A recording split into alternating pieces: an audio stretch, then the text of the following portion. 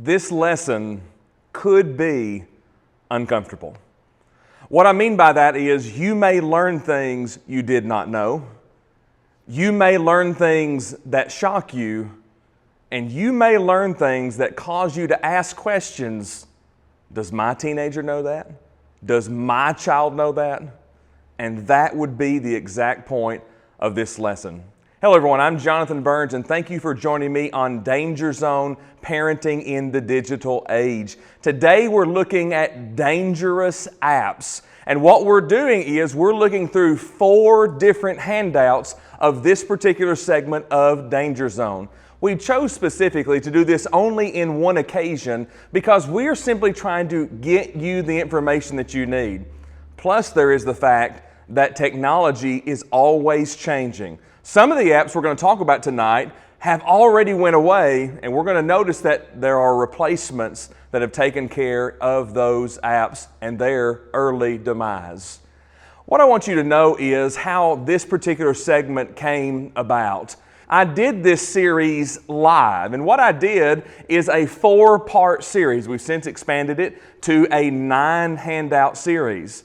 But the original segment, you can see it on the screen, was a handout and a live in-person demonstration. The group that I was doing this with wanted it live, and we found a way to do that. So we concocted a way to take a big touchscreen, take a smartphone, a Samsung, an Android phone, and make it so we could stand in the room and swipe through those apps and go through them just like we were sitting there on the phone, but everyone could see it.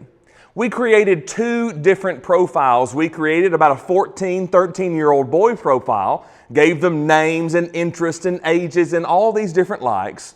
And the same thing, we created a profile for girls. And various ways through that particular scene, in a part 1 and part 2, we walk through varying apps. We had all those apps signed up with that particular profile, the profile for the girl, the profile for the boy, and we just wanted to see what the technology was going to do, what the app was going to do.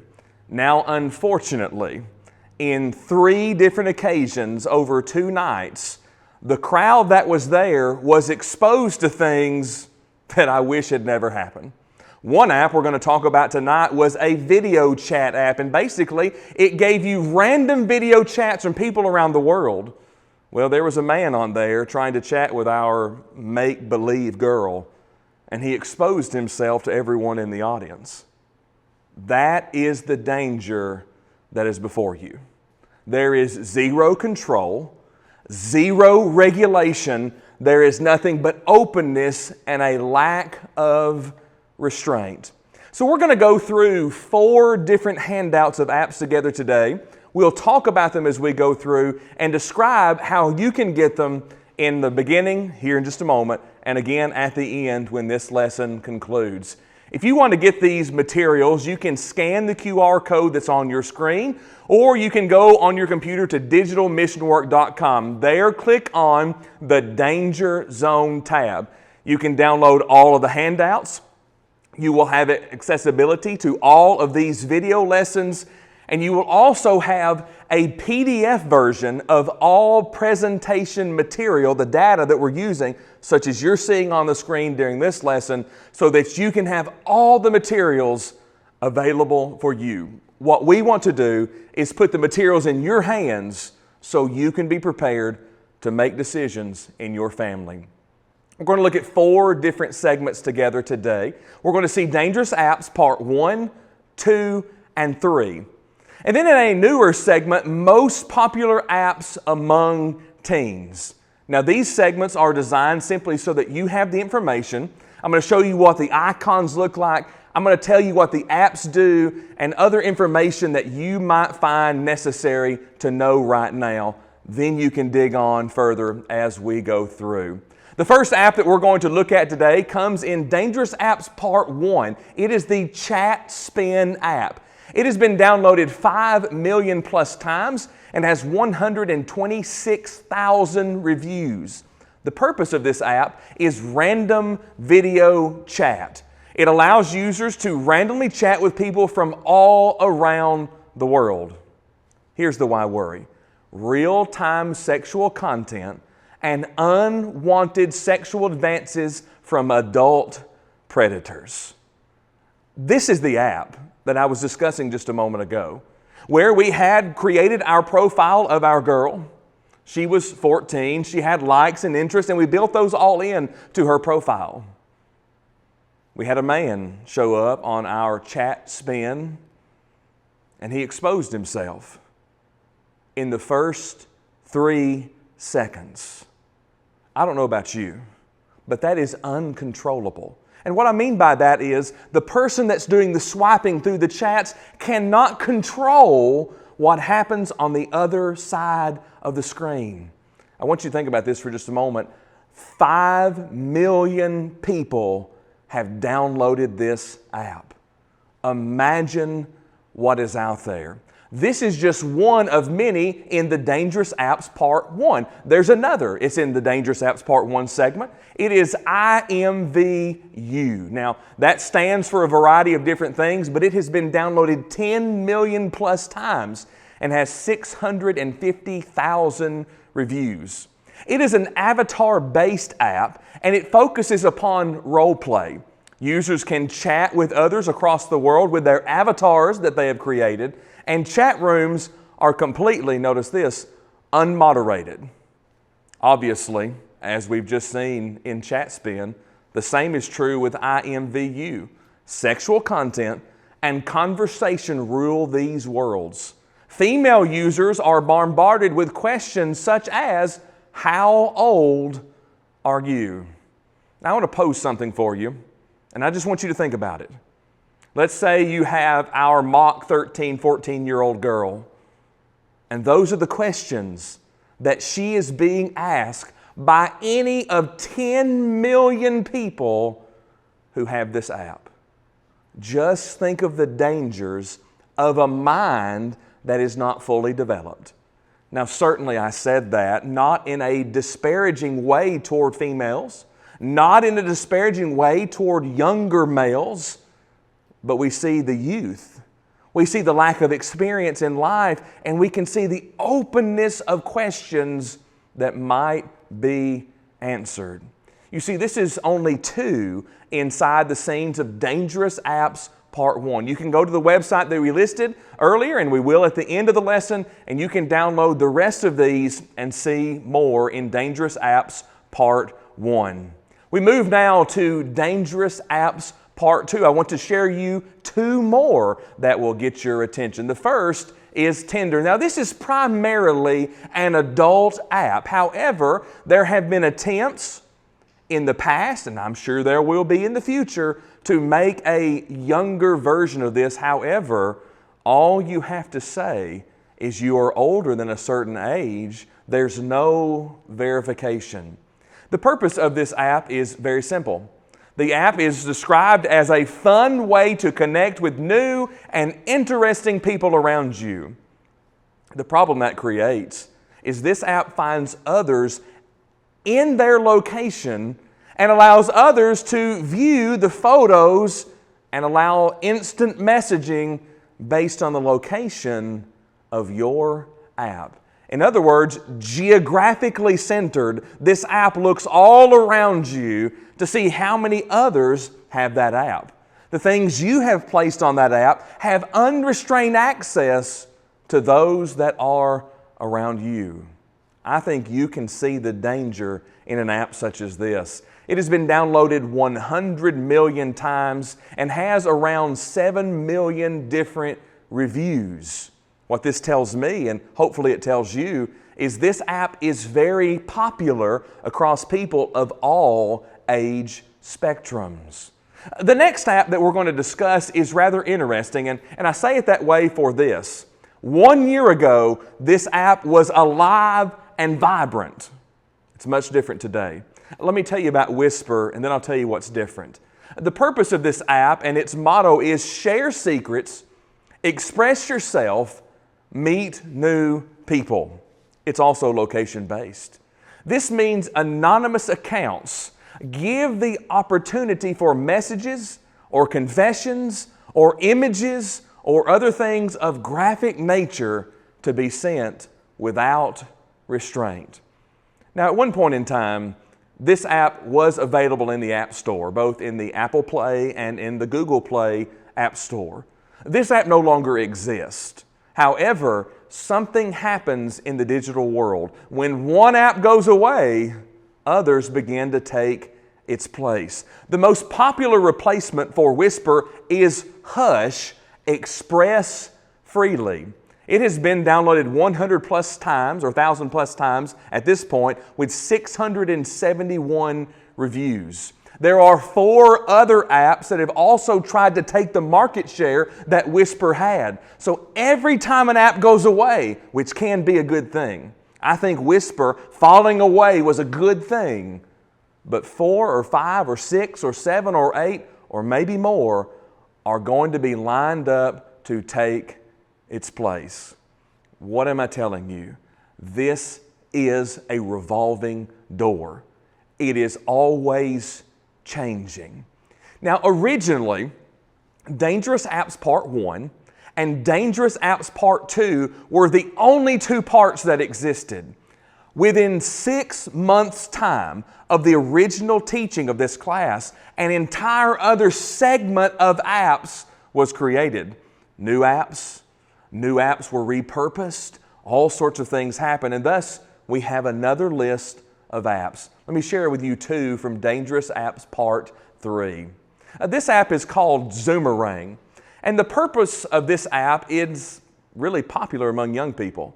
It offers short videos with catchy music, there's files, there are effects, all sorts of things that can be done. It has been downloaded 10 million plus times with 191,000 reviews. Here's the why worry. Privacy controls expose younger users to comments and views from the unknown. Cyberbullying, predators, and unsuitable content are a pressing concern. Have you started to see a theme? Content is the issue. Now, allow me to take a little deviation for just a minute from what we're doing, just looking at some apps. Do you know what the real problem is today? The heart of people has become lost. What I mean by that is we have sexualized our culture. We have fantasized our culture. And we have created an open and unrestrained culture. Certainly, there are problems in society. Let me ask you this. Do we open the door with zero restraint? That's the problem at hand. There's another app in Dangerous Apps Part 3 that I want you to see. It's an app called Chat Master. It's been downloaded 50 million times plus and has 274,000 reviews. There are virtual characters designed, and they are invited to step into the shoes of a young girl and navigate dialogues with strangers. Here's the worry. It is a gateway for real individuals with potentially harmful intentions to initiate contact with younger players. Information is open, and no supervision brings potential threats. I know this is true for you, and I know it's true for me. I watch at who comes in my house. I know who comes in my house, and I don't leave my door unlocked at night. Why would we, in the society of which we live, leave the proverbial door unlocked to 50 million people? Now, I'm not saying that all of these people are evil, but it certainly plays in the mind. Now, these are only 2 from each segment, part 1, 2, and 3. There are many more that you can go and you can download those handouts and you can read about other apps that can pose and do pose dangers. Let's end our lesson together today by looking at the most popular apps among teens. I'll give you a few. The first is Instagram. And maybe you're saying, why talk about my Instagram? Well, it's been downloaded by 5 billion plus devices. It has 159 million reviews. Here are the risks: exposure to inappropriate content, cyberbullying, and unrealistic beauty standards. There are some good things here, some safety tips. You can set up accounts to be private so only approved followers can view the post. You can use tools to filter out offensive comments and restrict viewers who may be harmful. You can discuss with teens the curated nature of social media and encourage breaks to avoid overuse.